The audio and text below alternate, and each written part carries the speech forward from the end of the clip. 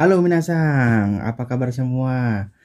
Alhamdulillah, kembali lagi di Kensung Layap. Saya sekarang udah balik lagi ke Jepang dengan berbeda visa, yaitu visa engineering. Kalau dulu saya ke Jepang dengan visa Kensuke atau magang.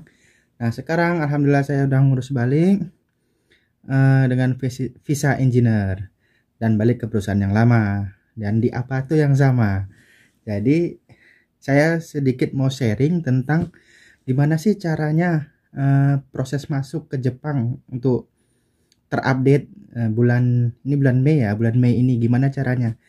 Nah, pasti nggak sedikit juga atau banyak dari teman-teman yang masih bingung eh, prosedurnya gimana sih masuk ke Jepang sekarang, apa-apa aja yang harus kita siapkan sebelum masuk ke Jepang. Nah, oke teman-teman, kita akan bahas proses masuk ke Jepang, baik itu dari turun pesawat sampai keluar bandara. Nah, pantengin terus channel ini, tonton videonya sampai akhir, jangan di skip-skip. Oke. Nah, pertama-tama apa yang harus kita siapkan sebelum masuk ke Jepang? Yang pertama itu ada namanya Fast Track. Nah, Fast Track itu adalah semacam aplikasi, bukan aplikasi sebenarnya. Fast Track itu cara cepat kita melakukan prosedur karantina melalui aplikasi. Nah, aplikasinya itu namanya MySOS. Nah, MySOS itu kita download dulu dari Play Store atau kalau yang iPhone dari apa itu nggak tahu saya namanya itu lupa. Nah, kalau yang Android pasti dari Play Store. Nah, kita download dulu MySOS itu. Setelah kita download, maka di situ ada beberapa item yang harus kita isi. Yang pertama yaitu ada kuesioner. Kuesioner itu ada beberapa hal yang dipertanyakan kayak nama kita, nomor paspor, tanggal lahir, yang umum lah. Terus tempat kita nanti tinggal di Jepang, kemudian nomor telepon yang bisa dihubungi. Kalau nggak ada nomor telepon, nanti nomor Kaisa yang penerima yang kita cantumkan atau nomor SO ya, SO yang ada di Jepang. Nah, yang kedua itu ada namanya written pledge atau surat perjanjian bahwa kita tidak akan melanggar peraturan karantina di Jepang. Nah, syukurnya Indonesia itu bukan termasuk lagi negara yang apa namanya yang berpengaruh tentang COVID-19. Jadi untuk prosedur karantinanya dipermudah. Kalau apalagi sudah vaksin 3 kali, maka nggak ada karantina, bebas karantina. Tetapi harus vaksin yang diakui oleh negara Jepang. Nah, kemudian pertama tadi apa? Kuesioner, kedua pledge atau perjanjian, kemudian sertifikat vaksin. Nah, kalau ada sertifikat vaksin harus kita upload ya dalam bentuk JPG. Nah, vaksin juga itu mempengaruhi. Nah, kalau cuma vaksin sekali, karantina itu no karantina kalau ada vaksin. Tapi kalau kita nggak vaksin atau kita vaksin tapi vaksin kita tidak diakui, termasuk Sinovac ya, Sinovac itu vaksin dari Cina, itu tidak diakui di Jepang. Maka kalau ketiga-tiganya kita dapat vaksin Sinovac, kita dianggap tidak vaksin. Nah, kalau kita dianggap tidak vaksin, kita wajib karantina mandiri di rumah selama 3 hari atau sampai 7 hari. Kalau dalam hari ketiga kita melakukan tes PCR mandiri dan hasilnya negatif, maka kita sudah bisa bebas karantina. Nggak sampai nunggu ke hari ketujuh. Tapi kalau kita tidak mau PCR di hari ketiga, maka kita harus menunggu di hari ketujuh dan hari ke-8-nya bebas karantina. Begitu prosedurnya. Nah, kemudian yang keempat yaitu uh, tes PCR result yang kita lakukan di Indonesia sebelum berangkat yang berlaku 72 jam. 72 jam. Mungkin teman-teman sudah tahu itu ya. Harus negatif. Jadi sertifikat hasil PCR negatif yang berformat MOVA, yaitu dari Kementerian Kesehatan di Jepang. Itu kita dapatkan di website imigrasi Jepang atau di konsulat Jepang itu ada. Teman-teman juga bisa dapat di ketika ngurus visa juga ada dapat formatnya. Nah, harus dengan format itu. Jadi Itu nanti juga diupload di MySOS. Itulah prosedur fast track tadi ya. Jadi kita nanti ketika di bandara, bandara Narita, maksudnya sudah sampai ke Bandara Narita atau Haneda, kita tinggal nunjukkan aplikasi tadi. Nah, kalau 4 item tadi, pertama questionnaire, kemudian pledge atau perjanjian, ketiga sertifikat vaksin, yang keempat sertifikat negatif PCR, kalau keempat-empatnya itu sudah lengkap, maka aplikasi MySOS kita layarnya itu berganti warna hijau. Yang awalnya merah menjadi warna hijau. Kalau belum lengkap, maka akan tetap warna merah atau warna kuning. Kalau warna kuning berarti ada beberapa item yang belum lengkap. Bagaimana kalau kita vaksin sertifikat vaksin nggak ada? Maka di situ ada pilihannya, apakah kita mau mengupload sertifikat vaksin kita atau tidak. Kalau tidak, kita bisa memilih tidak. Kemudian kita masukkan juga tes COVID-19-nya. Itu nggak masalah. Kalau masih kuning itu juga nggak masalah. Yang masalah itu masih merah. Kalau masih merah, maka kita di bandara nanti akan memerlukan waktu lama untuk ngisi itu lagi gitu. Tapi kalau kita udah ngisi di rumah sebelum berangkat, itu setidaknya sehari atau 2 hari sebelum berangkat itu udah hijau, maka di bandara nanti lebih simple dan lebih cepat kita bisa keluar bandara. Nah, itu tadi ya prosedur fast track ya. Jadi kalau udah kita jalani yang keempat tadi, kita udah upload semuanya. Walaupun kita nggak upload vaksin nih, kita bisa kita kita pilih tidak mengupload vaksin, dan hasilnya juga nanti layarnya berwarna hijau gitu. Nanti kalau misalkan teman-teman bingung, ada yang mau tanya, silakan komen di bawah aja ya. Nanti insya Allah saya jawab. Nah, terus apa lagi yang harus dibawa? Oke, pertama saya akan ceritakan ya pengalaman saya kemarin ketika di Jepang. Saya berangkat dari Indonesia, yaitu dari daerah saya dari Medan. Dari Medan tanggal 10 jam 13.55. Saya berangkat dari Medan, pesawatnya pakai pesawat Citylink. Saya beli tiket berbeda. Kemudian saya take off itu jam 2:30. Nah, sampai Jakarta itu 5:30, hampir jam 6 gitu. Nah, keluar bandara, keluar pesawat itu jam 6. Nah, pesawat saya yang ke Jepang, saya naik JAL. Itu keberangkatan jam 21.55. Jadi ada spare waktu panjang. Nah, saran saya untuk teman-teman, kalau memang dari daerah lain yang transit di Jakarta atau transit dari Bali, belilah tiket yang satu paket. Atau kalau kita beli tiket yang terpisah seperti saya tadi, harus beli yang punya spare jarak jauh, karena kita nanti ketika check in di pesawat yang mau ke Jepang, baik itu JAL atau ANA, itu butuh waktu yang lama.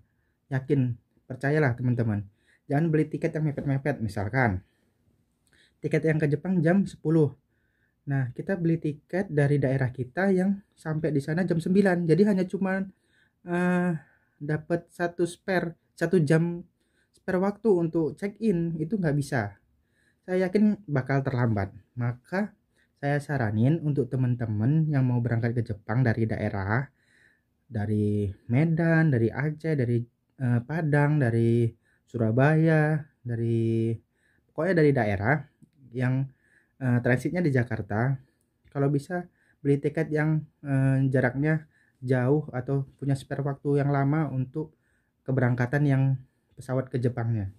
Karena nanti untuk check in itu bakal lama dan masuk ke imigrasi juga lama.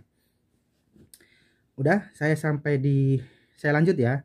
Saya sampai di Jakarta itu sekitar jam 6, saya sholat. Kemudian saya lihat counternya Japan Airlines, ternyata jam 7 baru bisa check in. Jadi bisa ada waktu spare saya 1 jam untuk makan, buat sholat, dan lain-lain, istirahat sebentar. Kemudian jam 7 itu udah ngantri banyak gitu untuk orang-orang yang mau ke Jepang. Jadi untuk ngantri check-in aja itu sekitar 1 jam sampai 2 jam. 1 jam sampai 2 jam. Jadi dari jam 7 sampai jam hampir setengah 9 itu baru selesai check-in saya. Masuk ke imigrasi juga ngantri lama, hampir setengah jam. Kemudian sudah masuk ke ruang tunggu. Nah, masuk ke ruang tunggu. Nah, kalau pesawat Jepang ya rata-rata sih tepat waktu. Boarding 21.30. 21.30 TET itu langsung boarding masuk ke pesawat. Jadi 21.55 tepat waktu pesawat take off gitu. Alhamdulillah lancar sampai situ take off. 1.55 sampai di Jepang itu sekitar jam setengah 6 pagi. Nah, keluar pesawat itu jam 6 pagi. Kemudian keluar pesawat jam 6 pagi langsung diarahkan ke tes PCR di bandara kedatangan di Jepang. Jadi kebetulan saya kemarin turun di Bandara Narita. Di Bandara Narita turun, kemudian agak jauh kita naik shuttle lagi, naik shuttle bus ke tempat PCR. Udah, setelah kita ke tempat PCR, kita ngantri juga panjang ngantrinya, nunggunya juga lama, hampir setengah jam sampai 1 jam untuk tes PCR. Tes PCR-nya menggunakan air liur, kita ludah ya. Nah, dan kita tidak disarankan makan dan minum sebelum tes PCR tersebut. Makan dan minum 30 menit sebelum tes PCR itu tidak disarankan untuk makan dan minum. Nah, nanti situ ada peringatannya. Jadi teman-teman ingat ya. Nah, itu proses pertama ya. Proses pertama itu kita tes PCR menggunakan air liur. Udah masuk ke situ, kita diarahkan lagi keluar ke panitia karantina dari Kementerian Kesehatannya gitu kan. Nah, kita harus menunjukkan itu tadi MySOS, aplikasi MySOS. Apakah aplikasi kita tadi sudah terisi, sudah berwarna hijau, apakah merah ataukah kuning? Nah, apakah merah apakah kuning? Oh ya, ada yang tertinggal. Maaf. Tadi ketika check-in apa-apa aja yang diminta. Nah, ketika check-in itu sudah diperingatkan dulu ya, udah diingetin dulu sama petugasnya bahwa kita harus download aplikasi MySOS dulu, harus upload dulu yang 4 item tadi, terus nunjukkan negatif PCR hasil tes COVID tadi yang berlaku 72 jam. Itu kita tunjukkan ke counter check-in ya ketika di Indonesia. Nah, itu dicek, kemudian bisa check-in, koper-koper kita masukkan, kemudian terbang. Nah, tadi ketika sampai bandara Narita atau bandara kalian, tujuan kalian, maka tadi kita keluar pesawat, terus ke tempat tes PCR. Tempat PCR kita cuma nunjukin paspor untuk menerima untuk ngambil nomor label hasil PCR kita nanti ketika di Bandara Narita. Udah, ketika udah kita ngambil sampel air liur, kita diarahkan ke tadi kayak kementerian kayak panitia karantina. Apa kita sudah mengisi atau belum? Kita tunjukkan tuh. Kalau yang hijau ya udah ada jalurnya, jalur sebelah kanan. Kalau yang masih merah, jalur sebelah kiri. Kalau yang kuning dia termasuk jalur hijau. Kalau yang kuning itu udah hampir lengkap, cuman nanti mungkin kurang sertifikat vaksin atau sertifikat negatif PCR, tinggal nunjukin aja, nggak masalah. Jadi yang agak lama nanti yang masih warna merah yang belum ngapa-ngapain ini nanti dipisahkan nomor di sebelah kiri, nanti harus ngisi-ngisi lagi. Jadi yang nomor yang MySOS-nya yang udah hijau sama yang kuning ke sebelah kanan, dicek kemudian dicek My SOS kita sudah lengkap belum, apa yang kurang. Nah, nanti diminta sama dia. Kemudian lanjut lagi, diarahkan ke mana ya? Oh, ya masih ke tempat apa namanya, panitia karantina. Nah, apakah kita termasuk yang karantina atau tidak? Nah, kalau misalkan vaksin udah saya jelaskan di awal, kalau misalkan vaksinnya yang diakui oleh Jepang yaitu Astra, Pfizer, Johnson, sama satu lagi apa ya, lupa. Nah, itu kita bebas karantina. Tapi kalau nggak ada sama sekali, kita harus karantina selama 3 hari atau 7 hari. Nah, gitu aja sih. Nah, setelah lewat dari situ, kita diarahkan ke hasil tes PCR yang barusan tadi earlier. Kita sampai di situ kita nunggu lagi nih, ngantri nunggu hasil PCR kita di earlier kita diperiksa, dan itu nanti dapat nomor kursi sama nomor hasil PCR kita itu ditempelin di paspor kita, nomor kita. Nanti tinggal nunggu panggilan. Kita lihat nomor kursi kita berapa, duduk sesuai dengan nomor kursi, kemudian kita tunggu panggilan nomor yang ditempelin di paspor kita. Udah, kita nunggu di situ. Agak lama juga sih, saya ada sekitar 1 jam itu nunggunya, nunggu hasil PCR-nya. Nah, nunggu hasil PCR-nya keluar, dipanggil, alhamdulillah negatif. Nah, kalau negatif lanjut kan ke proses selanjutnya. Lanjut masuk ke imigrasi. Nah, ke imigrasi nanti diminta oh ya, nanti di pesawat itu bakal dikasih kayak custom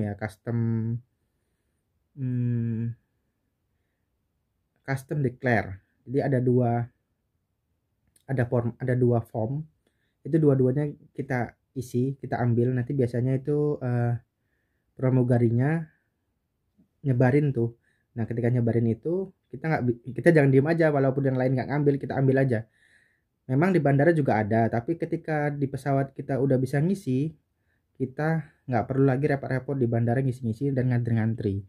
Jadi itu kemenangan kita kalau udah ngisi di pesawat. Jadi di pesawat juga ada custom, namanya custom declare, itu ada 2 format. Cara ngisinya juga gampang sih sebenarnya.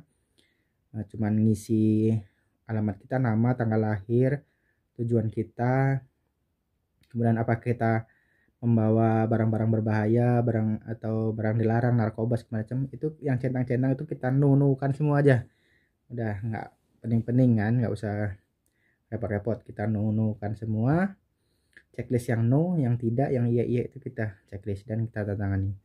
Nah, itu nanti di imigrasi. Nah, di imigrasi itu kita kita serahkan itu tadi hasil tes negatif yang dari Bandara Narita, kemudian eligibility asli jangan lupa dibawa, kemudian custom plate, paspor yang pastinya. Kita masuk imigrasi pertama kita foto, kemudian kita cetak Jaryu Kado di situ. Nah, itu ngantrinya juga cukup panjang, cukup lama, 1 jaman itu. Nah, ketika keluar dari situ nanti masuk ke imigrasi yang kedua. Imigrasi kedua itu udah tinggal ngecek ngambil bagasi sama barang kita. Setelah sampai imigrasi yang kedua, udah kita exit, kita keluar bandara dan selesai prosesnya. Nah, kalau yang dijemput ya dijemput di bandara. Nah, kalau yang pulang sendiri ya udah tinggal terserah kita naik Shinkansen, naik Densa, naik bus atau naik apa. Itu yang bebas karantina. Semoga aja teman-teman semua bebas karantina, udah vaksin, dan vaksinnya yang diakui oleh pemerintah Jepang. Nah, mungkin itu aja pengalaman saya ketika masuk di Jepang. Jadi saya berangkat tanggal 10 dari Medan, nyampe di Jepang itu tanggal 11 jam 6 pagi, keluar bandara itu jam 12 pas saya keluar bandara, pintu apa namanya, Deguchi bandara itu saya keluar di situ jam 12. Jadi kebetulan Kaisa saya di Hamamatsu. Di Hamamatsu juga saya agak jauh juga sama kotanya, sekitar 15 menit.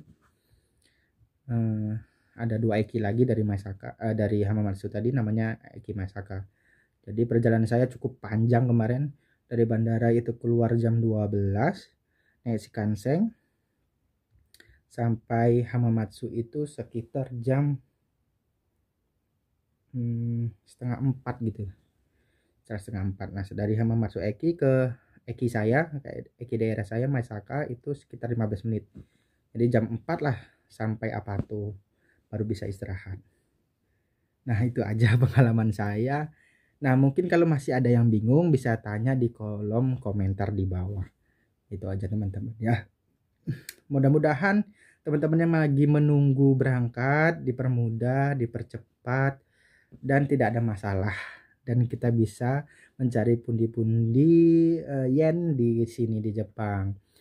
Kita doakan aja kursnya tidak turun-turun terus dan terus naik lagi. Jadi kita nggak percuma ke Jepang ngeluarin dana banyak. Jadi itu aja cerita saya, dan ini video channel saya ya, yang pertama kali di Jepang. Maksudnya keberangkatan yang kedua. Channel saya ini bakal saya aktifkan lagi, dan ini video yang pertama kali. Keberangkatan saya yang kedua saya share untuk teman-teman ya, tujuannya untuk supaya mempermudah teman-teman juga ke Jepang. Jadi mungkin bakal ada video-video lain, dan tunggu aja ya. Semoga bermanfaat. Assalamualaikum warahmatullahi wabarakatuh.